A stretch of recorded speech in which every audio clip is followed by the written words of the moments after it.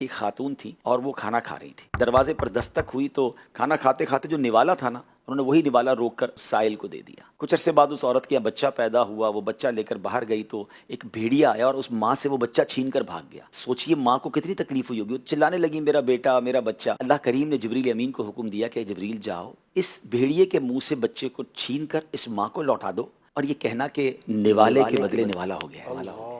آپ ذرا سوچ رہے ہیں بات کو. وہ نوالا منہ کا روک کر اللہ کی راہ میں دیا, اللہ نے بھیڑیے سے اس بچے کو واپس اپنی ماں تک پہنچا دیا.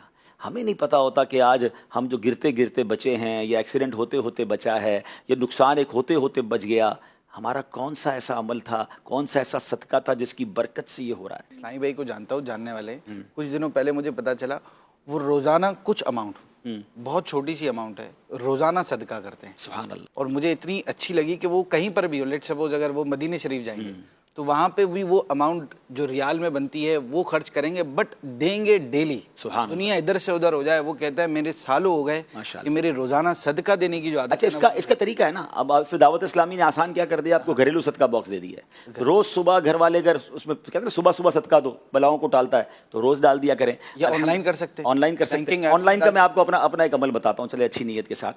ایک تو پہلے وہ روزانہ صدقے والا کیا سسٹم ہے ہم بھول جاتے ہیں.